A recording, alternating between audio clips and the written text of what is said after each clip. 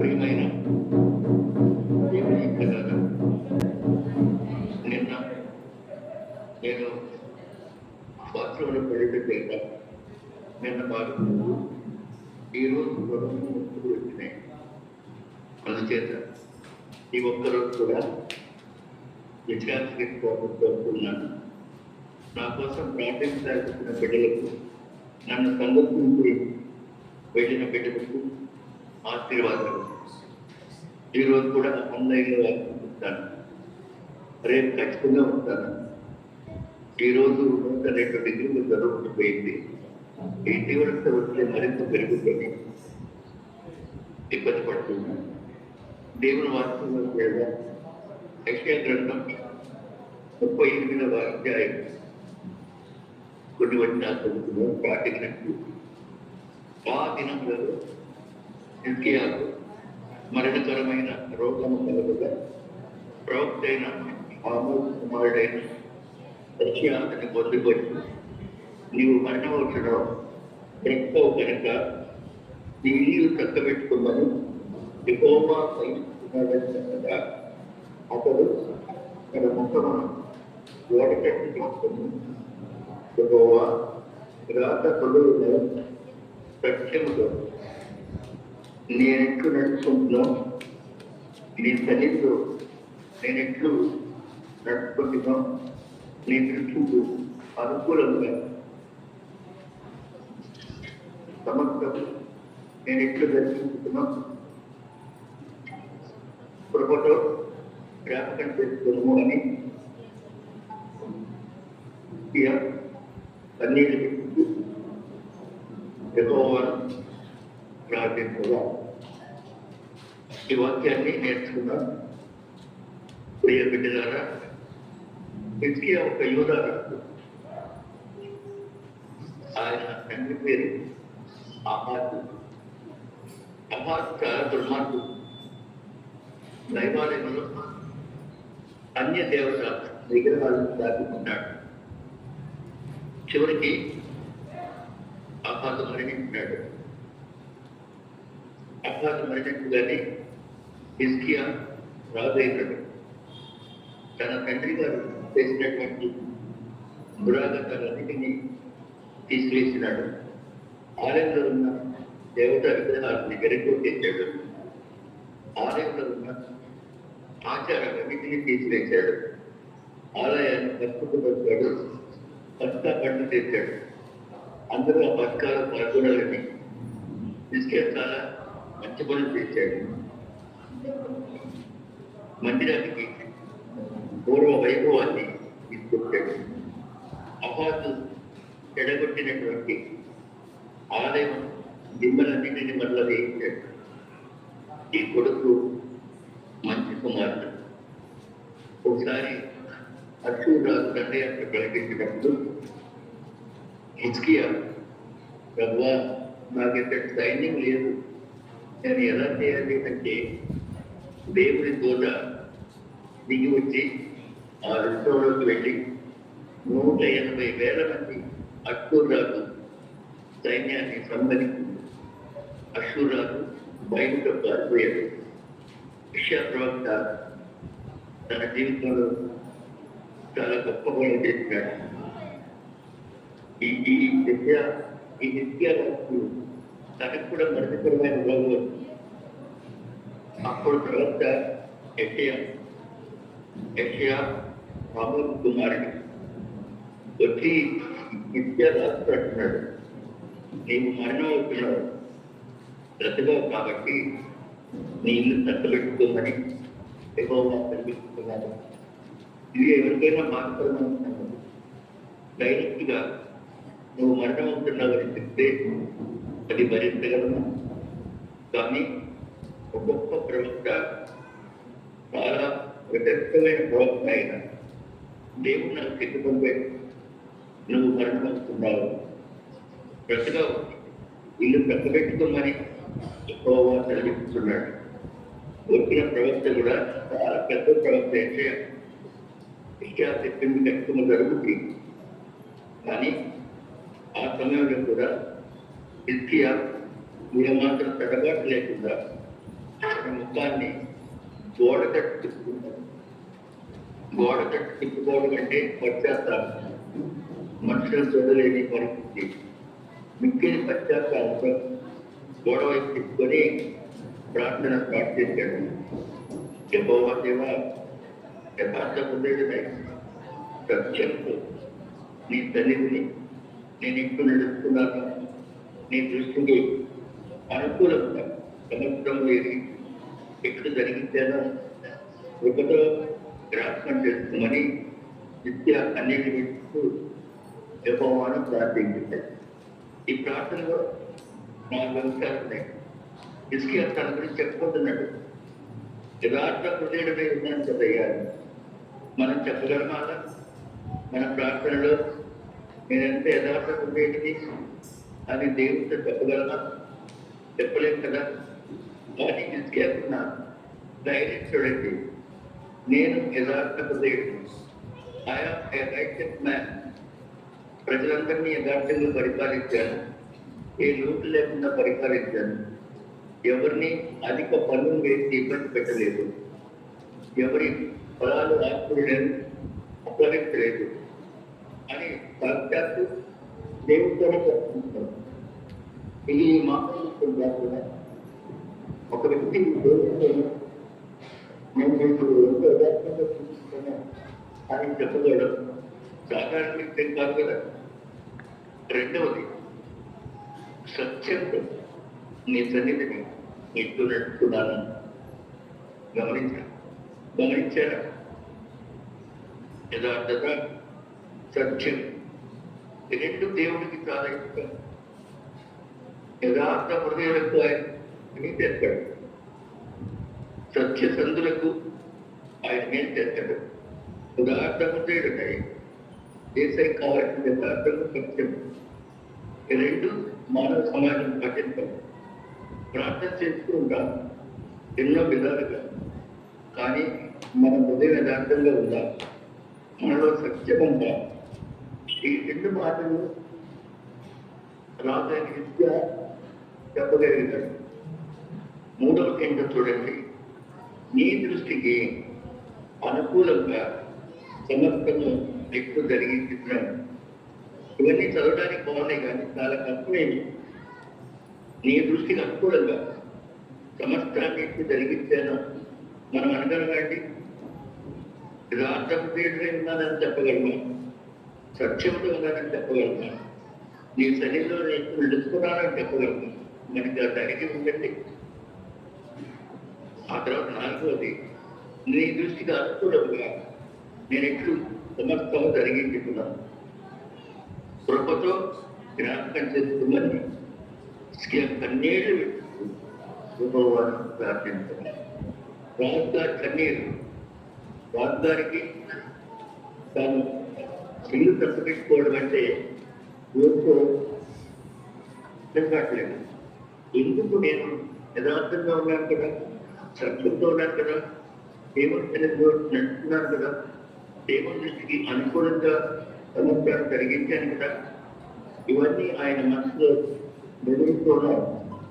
ఇప్పుడు పెద్దతో జ్ఞాపకం చేసుకోగలరు అని దేవుడు మనం చేసుకున్నాడు. కానీ విడుస్తూ దీన్ని బట్టి చూడగా ఈ 4 క్యారెక్టర్స్ హిజ్కియాలో ఉన్నాయి. మనకు లేవు. మన ప్రార్థన ఇంత స్ట్రాంగ్గా, ఇంత లోతుగా ఉండే అవకాశమే లేదు. ఎక్కడో ఒక చోట పొరపాటు జరుగుతూ ఉంటుంది. మనలో యథార్థత ఉందా, సత్యం ఉందా, దేవుని సన్నిధిని సరిగా నడుచుకుంటున్నామా, దేవుని దృష్టి అనుకూలంగా నడుచుకుంటున్నామా, ఇవన్నీ మనం కూడా చెప్పగలుగుతామా? ఈరోజు చూసి మనం కూడా ఇలా నడుచుకుంటాం. ఇలాంటి ఉంటాం. అయ్యా కృపతో జ్ఞాపకం చేస్తాం. విద్య కన్నీళ్ళు అలా ఎక్కువ ప్రార్థన చేసుకుంటే ఎక్కువ వాస్తు రష్యా రష్యా తిప్పి బయలుదేరి వెళ్ళిపోతున్నాడు. నడిమి శాలకు వెళ్ళాడు. అంటే ఆ అంతఃపురంలో నడిమి శాల అంటే హాల్ దాటుతున్నాడు అనమాట. అప్పుడు మళ్ళీ పక్కతుంది వెనక తిరిగి వెళ్ళు, ఇతిహాసం అట్లా మాట్లాడు. నీవు తిరిగి ఇతిహాసం పోయి అతనితో ఇచ్చాను నీ బిడ్డ దావీదు దేవుడిగా యెహోవానికి సెలవిచ్చిందేమనగా నీవు కన్నీళ్లు విడిచినట్టు నేనంటే మాట దేవుడు మన కన్నీళ్లు చూస్తాడు. అయితే నిజంగా కన్నీరుతాడు తిరిగి నలుగురు విద్యార్థులు కన్నులుతారు. కాబట్టి క్షమపరచకుండా మన చిత్రంలో ఉద్యోగ కన్నీరు నీ బిడ్డతో కలిగినట్టు దేవుడు ఉద్యోగాన్ని కలిగిస్తున్నాను. నీవు కన్నీరు తీసుకొచ్చేసాను. నీ ప్రార్థన అంతగొప్ప దేవుడు ప్రార్థన కన్నా ధన్యత కొంతమంది పొందగలుగుతుందండి. ఇంకా ఆయుష్ను చూస్తాను, ఇంకా 12 సంవత్సరాల వయసు నువ్వు చెప్పడం నేను కాపాడుతూ పట్టడం కట్టుకోవాలని తెలుసుకోగలుగుతుంది. విడిపించదును చదివేటప్పుడు ఇది ఎక్కువగా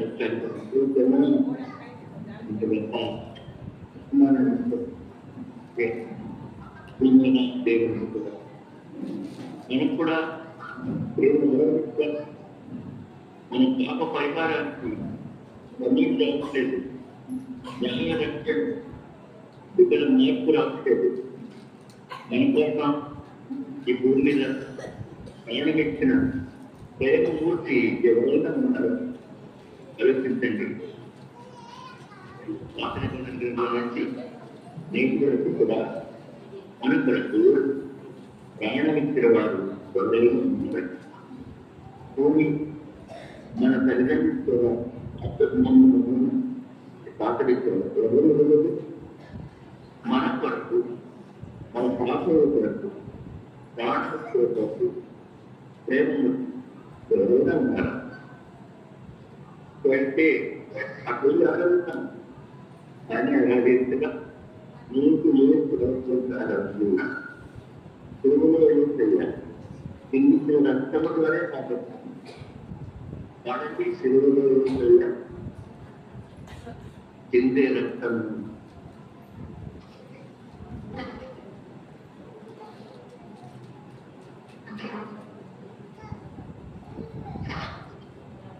పాట పాడండి.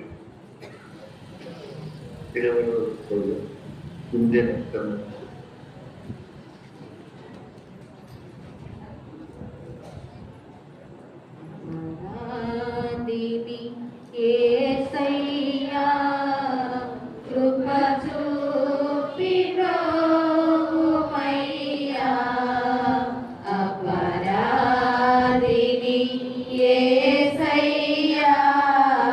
కృప చూపి ప్రభువయ్యా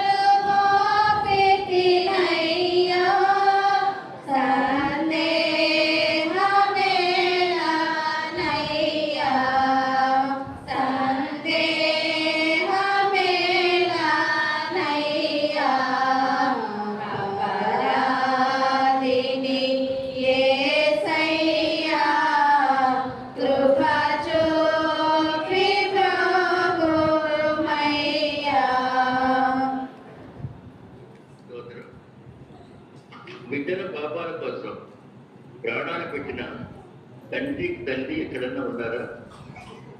బిడ్డల పాపాల కోసం తెల్లవారుతోనే లేచి అరిమతైన లేచి ఒక్కొక్క కొరకు ప్రార్థన చేసిన వారి ఒక్కరే ఆయన యోగు మహాత్ముడు. తన బిడ్డలకు పాపం చేసేరేమోనని బలులు అర్పించినాడు ఆయన.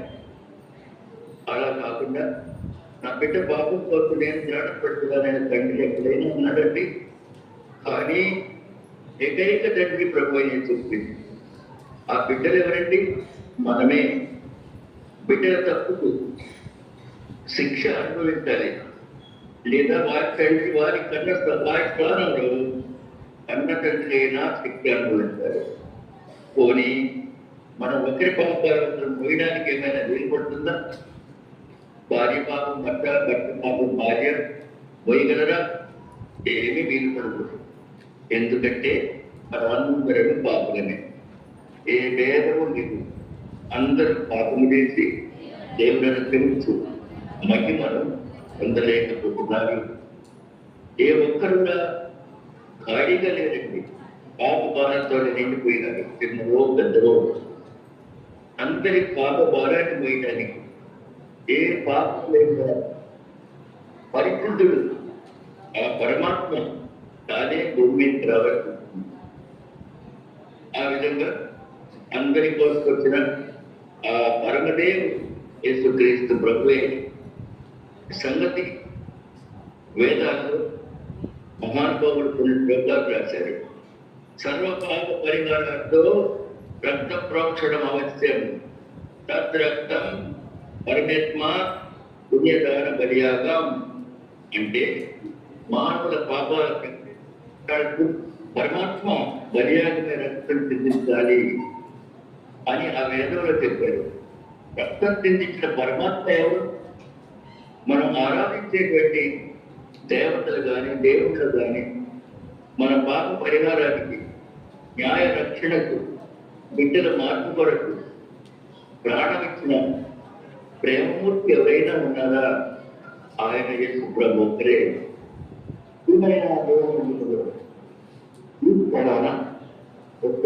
చనిపోతే అతనికి నిరీక్షణ ఉంది. బైబిల్లో అన్నట్టు కూడా నిరీక్షణ పుస్తకంలోనే మీరు పడవద్దు. ఏసు మృతి చెంది తిరిగి లేచిన నన్నునే కదా ఏసునందు నిరీక్షణ వారిని దేవుడు ఆయనతో కూడా వెంట పెట్టుకుని వస్తున్నాం. సరే, మన పక్షంగా ఉత్తరవాది ఎవరు తెలుసండి? యేసుక్రీస్తు ప్రభువే. న్యాయపీఠం ముందు మనం నిలబడినప్పుడు, మనం విశ్వాసం వచ్చినప్పుడు అక్కడ ఉత్తరవాది ఉంటాడు. ఆయనే యేసయ్య. సాక్ష్యం చెప్తాడు. ఇతడు నా యందు విశ్వాసం నుంచి తన పాపలను, తన పాపములను నా యొక్క ఒప్పుకొని విడిచిపెట్టాడు. ఇతర పాపమంతా దాని మన దీక్ష అంతా నేనేమవుతాను. ఇతని ప్రాణానికి ప్రతిగా నా ప్రాణం ఇచ్చాను కనుక ఇతరుతుంది. అలాంటి ఉత్తరవాది ఈ ప్రకారం మనకు బదులు మరణించిన దేవుడు మన దోషాలతో ప్రతిగా శిక్షపోతున్న దేవుడు. ఆయన ఏ పాపము లేదండి.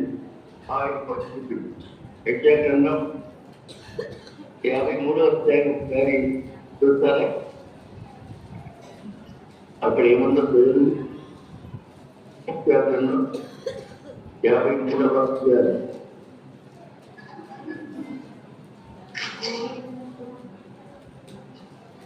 తెలియజేసిన సమాచారము ఎవడు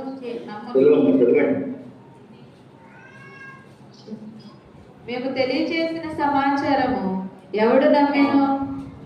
యెహోవా బాహువు ఎవనికి బయలుపరచబడెను? లేత మొక్కల వలెను, ఎండిన భూమిలో మొలచిన మొక్కల వలెను అతడు ఆయన ఎదుట పెరిగెను.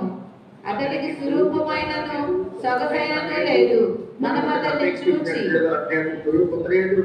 అతడు తృణీకరింపబడిన వాడు ఆయను. అతడు తృణీకరించబడిన వాడు, మనుషుల వలన విభజించబడిన వాడు, యజ్ఞాక్రాంతుడు, వ్యాధిని అనుభవించిన వాడు, మనుషులు చూడదొరని వాడు. అతడు తృణీకరించబడిన వాడు కనుక మనము అతన్ని ఎన్నిక చేయకపోతుంది. నిశ్చయముగా అతడు మన రోగములను భరించను. ఈరోజు ఇప్పుడు దాకా చెప్తున్న నిత్య రోగాన్ని ఎవరు భరించారు? ఆయనే భరించారు. కన్నీరు వేసి 4 సంవత్సరాలు ప్రార్థన చేసుకుంటే ఆ రోగాన్ని భరించిన వారు ఎవరండి? దేవుడే. మన వ్యసనములను భరించాడు. అయినను మొత్తబడిన వారి గారు మొత్తబడిన వారి గారు దేవుని వల్ల బాధించబడిన వారి గారు శ్రమనొందిన వాడు గారు మనం అతన్ని మన అతిక్రమ క్రియలను బట్టి అతడు 5వ వచనం చూడండి అందరూ. మన అతిక్రమ క్రియలను బట్టి అతడు గాయపరచబడింది, మన దోషములను బట్టి మనం కొట్టబడింది, మన సమాధానమైన శిక్ష అతడి మీద పడింది. అతడు పొందిన దెబ్బల చేత మనకు స్వస్థత కలుగుతున్నది. ఇందులో ఒక్కొక్క సెంటెన్స్ చాలా బాధగా ఉంటుంది. నా అతిక్రమ క్రియలను బట్టి మా కోసం నా యేసు ప్రభు గాయపరచుకుంటారు. నా దోషాన్ని బట్టి నా ప్రభు నలుగొట్టబడ్డాడు. నాకు సమాధానం లేదు కనుక నాకు సమాధానం రావాలని శిక్ష అతని మీద పడింది. ఆయన పొందిన దెబ్బల మనకు స్వస్థత కలుగుతున్నది. ఇలా ఇంకా ఏడుపుతుంది. అతడు దౌర్జన్యం అంత దౌర్జన్యం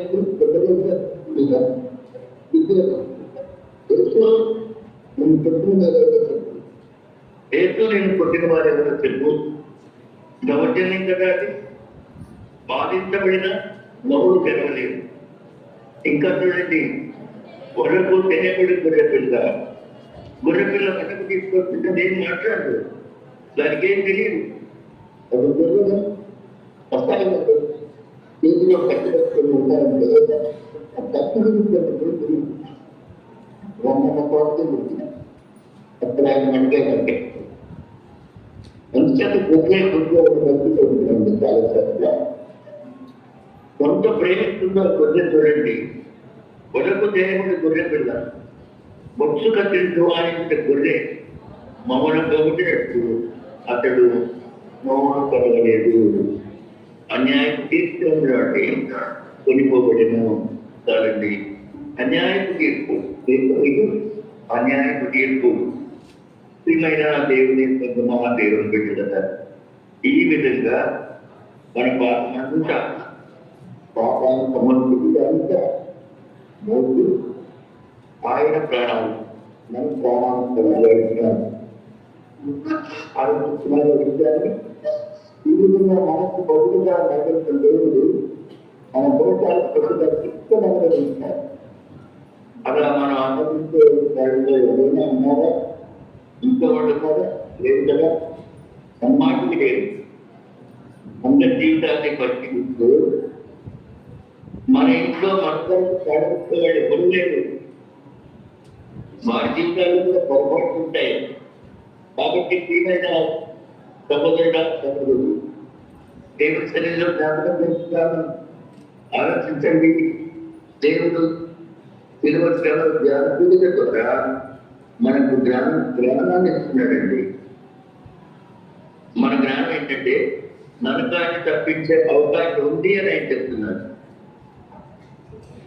జీవితాన్ని నిర్లక్ష్యం చేస్తే జీవితంలో గొప్ప నష్టము, మరణము, శాశ్వత కష్టము వస్తుంది, ఆరని అగ్ని వస్తుంది. ఏనాటికైనా గొప్పని వదలక తప్పదు కదా. కనుక మన జీవితంలో కూడా పరలోకంలో అధిపతి అయినటువంటి దేవుడు మనల్ని తన సన్నిధిలో తప్పులు చేర్చుకుంటాడు. కాబట్టి మనకు కూడా ఆ మహాదేవుడి నిమిత్తము మన పాప క్షమాపణ పొందాలని జ్ఞాపకం చేస్తుంది. మొట్టమొదట పరమదేవుడు ఎవరో తెలుసుకోవాలి మనం. ఆయన మానవ రూపంలో వచ్చిన పరలోకం తండ్రి యొక్క ప్రియ కుమారుడు. రెండవది ఏంటంటే లోకుల పాపాన్ని మోసుకుని వెళ్తానికి ఇచ్చాడు. మానవుల పాపాలన్నీ భరించడానికి ఇష్టపడుతుంది. మూడవది ఆయనలో ఎలాంటి అపరిపూర్ణత లేదు, యేసులో అపూర్ణత లేదు.